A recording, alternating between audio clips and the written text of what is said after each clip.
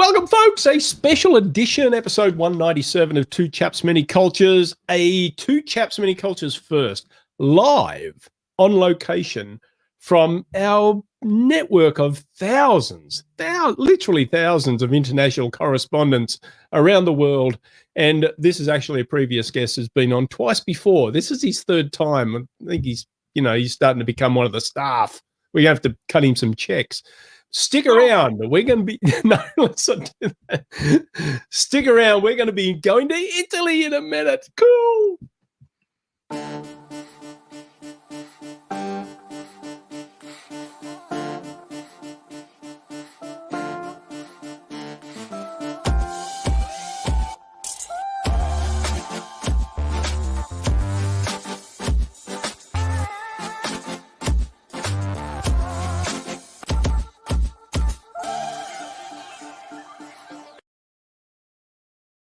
Yes, welcome back to Two Chaps Many Cultures, where too much culture is barely enough. Buongiorno. Buongiorno, signore Parry. Come stai? See, this is why I work with experts. Don't call me that. So we're live on location. This is exciting. So we have the uplink truck on site, right? The satellite link is in place. We got the camera crew. We got the entire 200 staff on site. Brett, where are we going? Where's our correspondent today? Well, we are going to this place. Let me just see if this works. Can you see that? Oh, I can see this. What is this? This is you might see the boot of Italy. Yeah. And then if we scroll in, we're going to go to just the inside of the hill here to Mandoria, Italy. And we will not try and explain where exactly that is. We're going to take it to somebody who's right there. Right there in Puglia, in the Puglia state or district. He's going to explain that. It's Puglia. It's Absolutely. The heel of the boot of Italy. And I think we couldn't have found a better day for doing this episode live from Italy, because what is today, Brett?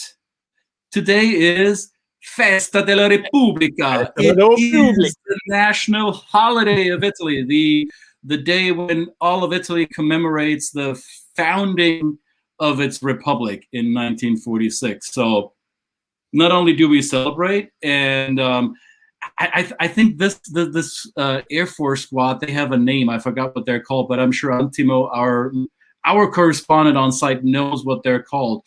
I heard it before, and I can't for the life of me think of what they're called. So we're going to have to ask our correspondent.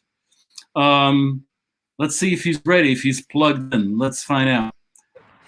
Can you hear me, guys? Hey, guys, directly from Manduria, your correspondent. We can hear you. We can hear you. I just emerged from a tomb here, so I'm a little rough. Hey, welcome, guys, and thank you for having me. Yes, today is La Festa della Repubblica Italiana. Our 75th year, we are a republic, and nice. Those were le frecce tricolore italiane. Frecce tricolore. Grazie mille. So, Antimo, I have a question, a historic question. So, when I looked up today's holiday, of course, I would suspect all of Italy is honoring the day that the country said goodbye to the monarchy and sent Umberto off to Portugal, but there was an election held 75 years ago, a public vote, whether monarchy, yes, republic, yes, what do we want? And the area that your family's from and that you're from and where you are right now, the southern part of Italy, they were overwhelmingly pro-monarchy. So what is that like today in Italy? Do the southerners in Italy embrace the republic for what it has become? Oh, yeah, or is it of course they have embraced it, but the reality is that we lag behind by many years of infrastructure and progress, regardless. So the South is always this entity that out there somewhere south that is part of the Republic of Italy, but we have some sentiments of still not truly, I guess, belonging because of the differences that we see in terms of, funds and whatnot. But it's a very complex Italian culture, Italian politics and government is very, very complex. Let's leave it at that. Because there are better things to talk about. Yeah, because you just jumped out of a tomb. So how long? I'm a little nervous. So you just go, don't step back, dude. Do not step back. Whatever you do. I'm seeing where I'm going, because if I can fall into a very narrow one, but I can fall into a deep one and hurt myself. This is actually where I used to play as a kid. Amazingly enough, I am on the archaeological site of Manduria, which is one of the biggest archaeological sites in Puglia.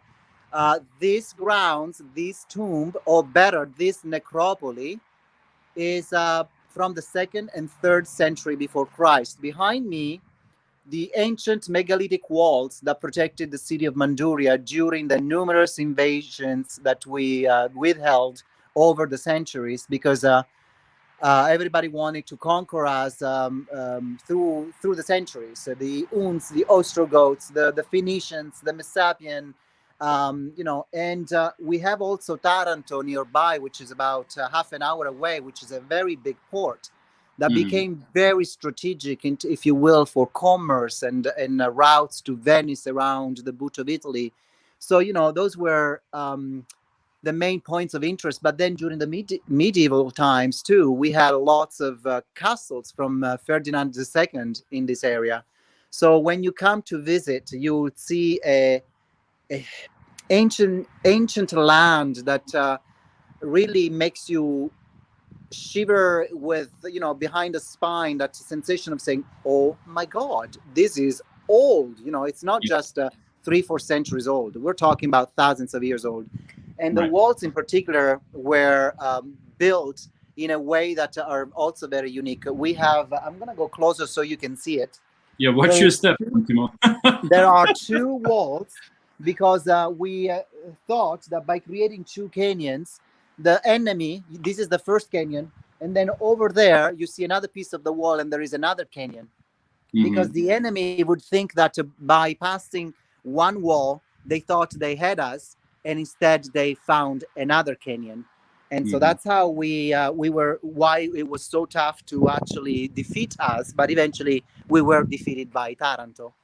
But I want to quickly tell you too that these tombs, and the area is very, very vast, they were only found for the first time in 1955.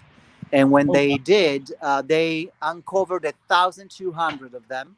Just last week, there were works along the main route where you see the cars going by.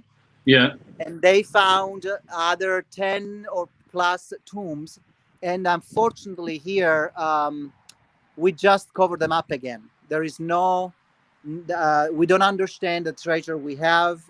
There is always so much controversy. There is so much money that needs to be spent to treat them. So archaeologists will come, because wherever you dig, you found tombs and tombs and tombs. So my colleague, who was going to be with me, but she had a group to show the place, she is an archaeologist, and she said, these days, what we really need to find is the house, because we have lots of tombs, but we are yet to find the living quarter. We have a church that we found that is very old, but not the living quarters, and we know it exists. So you said 200 years before Christ, or 300 years before Christ? Is that what I heard? 2nd and 3rd century before Christ. This is how old this land is. So it was probably the original inhabitants came from ancient Greece, or where did the ancestors from this area? Ancient Greece, the Greeks were here, but also remember Mesopotamia, when the parts of the east were joined and all. That's where the 𝙗𝙬𝙤, the Ostrogoths, the Phoenicians, and there is others that I don't remember how to pronounce in English, came to invade the coast of the southern Italy and Sicily, for instance. So we have a lot in common between Greece, Sicily, and southern Italy. But I want to show you, this is a tomb that you can see was found about a month ago. Still, you find the skeleton. And then what you find inside, depending if it's a man or a woman, that was buried, you find all of these repertoires that we keep in a different museum. Those are called trozzelle. If we was a woman, it was pottery with perfumes, jewelries, as you can see. If he was a man and he was a warrior, you would find some sort of arms and knives and whatnot. But we are truly one of the richest archaeological sites in all of Puglia. So these are all found in these tombs in 1955, and then they are kept at the local museum that is only dedicated to this. So I printed this so to give you an idea of That's what beautiful. they find when you dig and find one of these guys. Now, Antimo, I know that most tourists, especially from where the three of us live on a day-to-day regularly. I mean, you traveled home to your homeland, but you typically live in North America, like Brett and I do. Correct. So Yeah. when Europeans and North Americans think about travel to Italy and visiting historic sites, they think of Rome, the Exactly. Colosseum. They Correct. think of Pompeii and maybe Correct. Paestum, and then they think of the big museums in Firenze or in Milano, but they don't think of Puglia. No, they go by the encyclopedia, right? They go by the art books, and they want to go there because they're so quoted and so mentioned. However, when you start leaving those major cities and you start going into the tiniest little villages, this is what you run into. You run into it constantly. Just Manduria, which has about 40,000 people, has 26 churches between Romanic and Gothic and Baroque churches. So that sounds like a small town in the southeast, in the southeast of the U.S. I mean, yeah.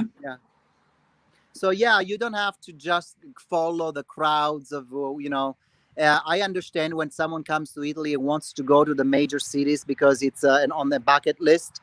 But when you have fallen in love with the feel of Italy, with the food, with the people, then by all means adventure to the south, because truly is like visiting a different country and a different culture. So Brett, what are you showing us here? No, I'm trying to bring up the photo. I had a photo of where is it? We'll find it.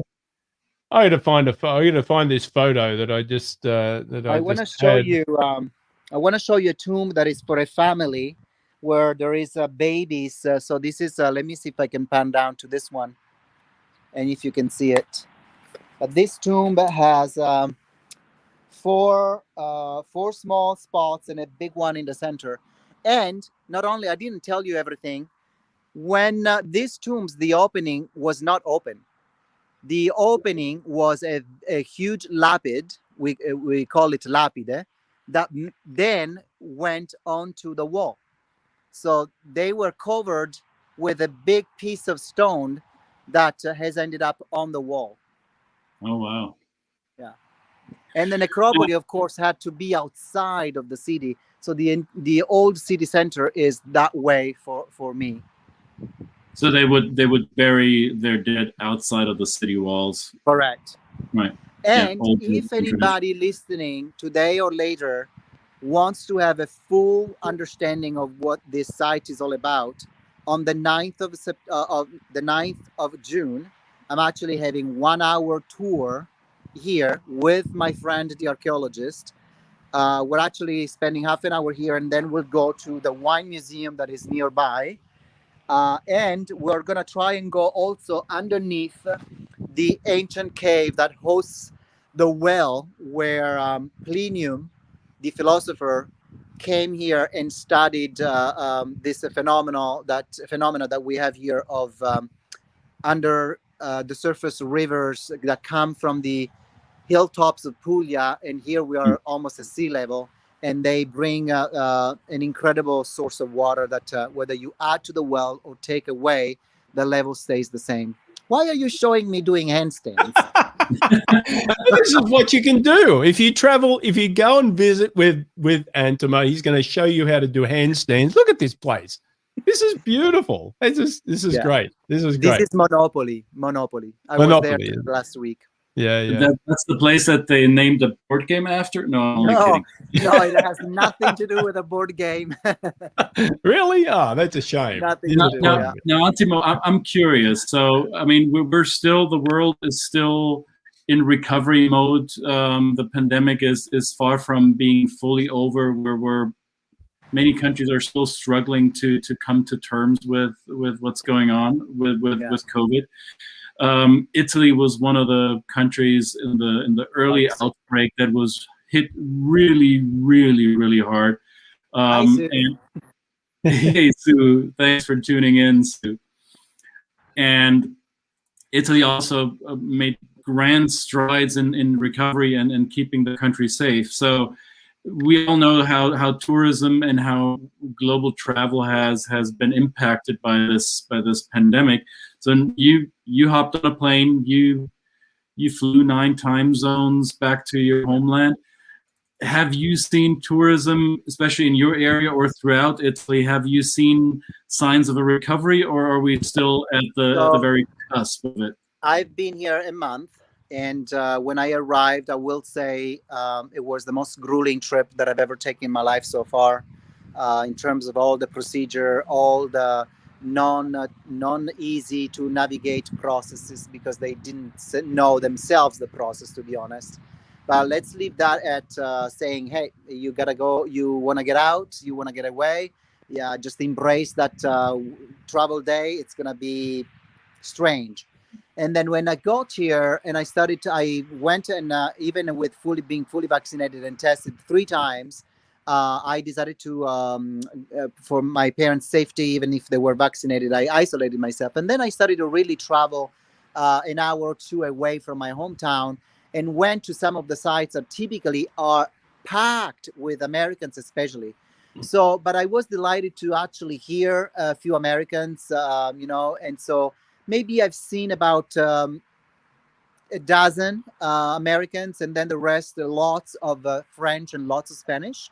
So there are definitely adventuring out. I actually saw a group of bikers that was an American company. So the thing is that it's happening right now. If people feel safe, if they're vaccinated, if they're coming to a town that is not very big. So this is what people need to understand. If you want to feel safe traveling between now and next year, the best thing you can do is to go to smaller places. And I'm sorry, I'm not trying to advertise my company or anything, but do go with somebody that knows the culture and can really vet the people that you're going to interact with, so that your increased sense of safety is there for you to relax and enjoy the culture. It's not going to be experiential travel like we knew 2 years ago. We're going to get there, but it's going to be a little bit, more being careful. But if you do have those people and family that are, like, for instance, I want, when my first group arrives here at the beginning of September, I'm going to interact with everybody that I'm going to ask to do a test. So to make sure, even if they're vaccinated, that they are negative, and we can feel at our discretion whether we want to have a mask or not, whether we want to dine outside, all of those things that I'm following right now for my parents' safety. So are the restaurants, are the sites that are of interest for travelers, whether it be beaches or restaurants or archaeological sites or museums and churches, are they open, or are they? The archaeological site, these archaeological sites opened today for the first time. Restaurants have been open since last Monday, using distance. They cannot dine just yet inside at the bar, at our bar, that is our cafe. When you typically go in for an espresso quickly, 5 minutes at the al bancone with your ceramic cup. Right now until next week, it's in a glass, in a paper cup. You can't stay inside. But then starting next week, all the regions that are white, they're calling white, yellow, and red, they can actually go inside. They can dine inside with using distance. And they're also talking about possibly in a couple of weeks letting go of the masks if they're vaccinated. Many places have, of course, the sanitization. And some places, like I've seen yesterday, I went to a grocery stores. They had the temperature machine at the beginning, at the entrance. So there are many things in place, but there is also, like everywhere else, those people that are so psychologically tired of it that you see them with the mask dropped or not with a mask. And so I think wherever you go, we're finding some of the same. Yeah. I don't, and I want to get back. I know you're a humble guy, and we're not here. We're not an advertising show, but I mean, this is your living, right? And it's your passion. It's more than a business for you, right? And that's why, you know, I think you're great. As Sue said, it's a good point, is that the opportunities now for people to find these hidden places that are small and intimate, and to really connect with locals and the culture is just wonderful. And who better to do it with somebody like you who knows the area and that kind of stuff. So Thank you. we're not, I mean, obviously we're not here to sell. I mean, but if, you know, we have the well, we got, that's the link. I'll link it in the comments as well, but you know. And Brett, you know why I gave you that? Because I truly believe that if anybody can swing it, this September is going to be the most magical time to visit. The most magical, because one, the tourists, the European tourists at the end of August are going back to work. School starts again. You're going to see very, very, very few tourists. So you can take in the landscape. You can take in those locals that you're going to interact with me. And so it's going to be very special, especially if it means that next year we can travel again. Because if we can travel again safely next year, it's going to be chaos, mayhem. There is so much pent-up energy about traveling that next year I'm having all kinds of requests. So they're seeing it here in the US. I was listening to a show yesterday here in the US. I mean, there are places that are turning people away. So I can see that that's just going to be next year when Europe opens up to that extent. I mean, it'll be crazy. So it's a great chance. I think so. Yeah. So, Antimo, you said it's a September special, and that's important for those of you who are not too familiar with Italy. August is also the holiday month for most of Italians, Ferragosto, right? Or Ferragosto? Sì. Ferragosto, that's when all the Italians hit the beaches. So by the time your special is on, Italy will be back to work, and so will be a lot of other tourists. Now, where would you fly in? Is Rome still the place to fly in for Puglia? Yeah, for Puglia, you most likely, depending on your route, you go either through Rome or through Milan. And then the airports, the two only airports in Puglia are Bari, B-A-R-I, or Brindisi. And Brindisi is the one that it's closest to me. It's about maybe 35-40 minutes. Bari is about an hour and a half. Would you recommend taking the train from Milan or from Rome? No. Because the train from Milan, while there are some high-speed trains these days that come to the south, it's going to take you a good 8-9 hours. Okay. And some people do enjoy the ride. But when you're coming off of a long flight, you don't want to get on a train. Trust me. Plus, some of the flights are really cheap.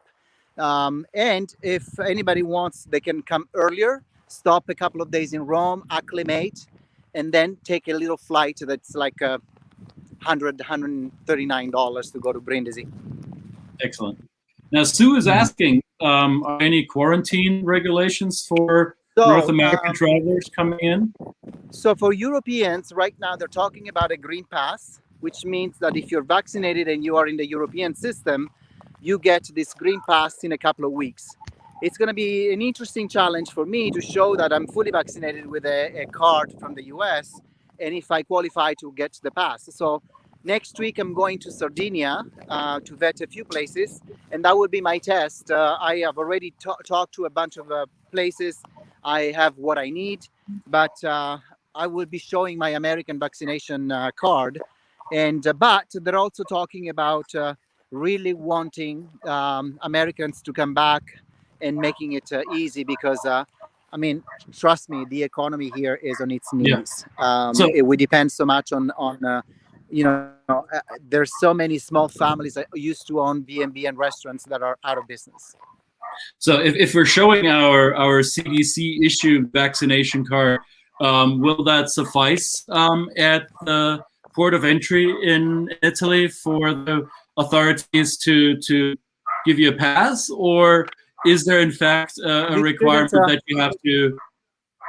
When I traveled, I had my vaccination, and because it was early May, I had to have a test, a rapid test done to access the plane in Portland or an international flight.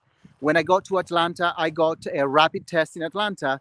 When I landed in Rome, they gave me another rapid test in Rome. But now all of that, it's gone. It should be that you show the vaccine, because there is also a ton of people vaccinated here.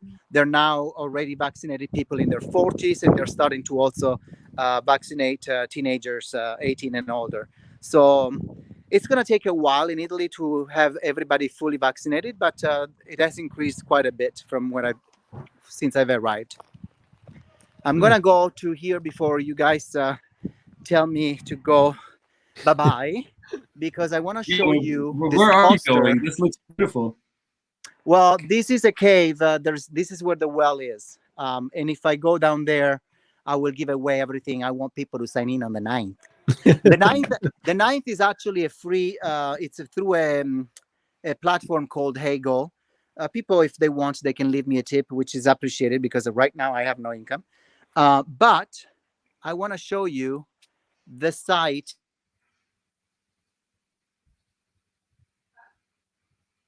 Now we can't hear you, Antimo. Are you there? Yeah. Yeah, now we can hear you again. Okay. Excellent. So this is the entire site. I was over here. And there, and you can see how this is the largest of the tombs. Those are all tombs. Wow. 1,200 of them. Mm. And Amazing. that is scratching the surface. We suspect there is probably 3 times as many underneath the ground, because wherever they dig, they find more tombs, more tombs, more tombs. Now, Janet is asking, do you need to have a vaccine in order to enter? So is it a requirement that you show full vaccination, or will it suffice to test negative?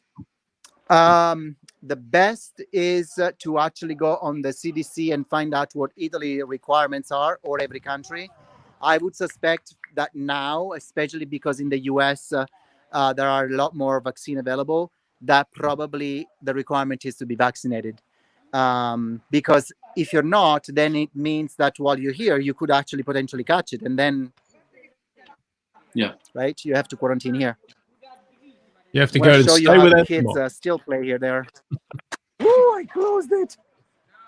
I shouldn't have closed it, I don't think. This is the symbol of Manduria. I feel like I'm almost there. The well and the crown. The crown. What crown is this? The former royal crown? Don't you love it? We're still playing the piazza soccer. Yes. No, this would probably represent the... This is how you're supposed to play still today, not on this damn technology games. Yes. People, this is how you play. That's called street soccer. Look and learn to be a kid again. Well, Antimo, you really watered my mouth. I knew this was going to be a challenge watching you and showing us your hometown. Look at these kids. The little boy says, "Ciao a tutti." Ciao. Ciao. Okay, back to the symbol of Manduria. Beautiful. It's fantastic. So anyway. So Antimo, just to wrap it up, you're gonna take people on a special for Puglia. It's gonna be September 13th through 26th. The link is in the chat box. The link is also coming up again here. I'm curious, what will people experience when they come to Puglia to join you on that trip? They will experience the truest, most beautiful culture through the people. We'll be seeing some amazing things and towns, but mostly it's going in and out of the circle of friends and family that I have. and taking you to sites that are just remarkably beautiful, like the one on that webpage. That's Polignano a Mare. We're going to go to Monopoli. We're going to go to Conversano, Alberobello, probably Gallipoli, Lecce. There is so much to see. Even if you took 3 weeks, 3 weeks is not enough to see all of Puglia. Just to give you a sense of how much there is here to see. Amazing food and the most unbelievable wine. Now, I know you already made it. Like mine. You're already making our mouths water. So I'm curious, what would you say is the traditional signature dish of Puglia? What type of meal? Well, homemade pasta, orecchiette, is definitely one of the most beautiful dishes. Simple, you know. Here we call it la cucina povera. But the thing is that here the earth is so fertile. The ground is so fertile that whatever veggie, whatever fruit you eat is just like something you've never experienced before. But mostly, you know, the olive oil here is amazing. The wine is amazing, and the fish. I mean, in 10 minutes by car. I am on the Ionic Sea. I'm gonna show you my Ferrari. I drive a Ferrari when I'm in Italy. Of course you do. I can choose between a Lamborghini and a Ferrari, but my dad has a Ferrari. So this is my dad's Ferrari.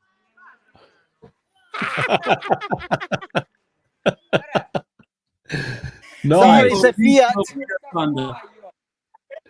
Panda. It's a tiny little car. La Panda. Love it. La Panda. Tiny little car. La Panda, yeah. Excellent. Will that be the mode of transport, delightful. Antimo? Will that be where you're going to take people traveling in the Panda? In your Panda? No, hopefully I will have a van, depending on how big the group is. But typically, I like to have 4-6 people total. So, yeah. Cool. Nice. Well, anyway, here we are. I'm already packing. Thank you so much for having me again. There you go. Thank you, Antimo, for giving us a taste of international travel life again. It's been too long for My most pleasure. of us. Enjoy your time. Stay safe. Yep. And those of you who want to join Antimo for a September trip to Puglia, the link is on. So first come, first serve, and you might have to fight me for a seat. So. And if not, follow me. Yeah. And if not, follow me on Facebook, because I have almost weekly free virtual tours, pretty much like this, where you'll see where I'm going, and I'll give you a lot of pointers and answer a lot of questions. Beautiful. Okay? Grazie mille. Thank you. A presto. Ciao a tutti. Prego. Ciao. Ciao. Ciao, grazie. Bye. All right, folks. Go. 3 chaps and 1 specific culture today on 2 Chaps, Many Cultures.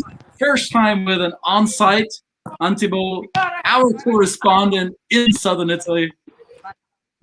If you're not ready for global travel again, then I don't know. I can't help you. Get your vaccines, people. Make sure you're safe, and pack your suitcases. With that, Brett, any other final thoughts? That'll do me. I'm happy. That's great. That's really got me inspired. Thanks very much, guys. Thank you very much, Antimo. Grazie mille. Ciao, arrivederci. Ciao.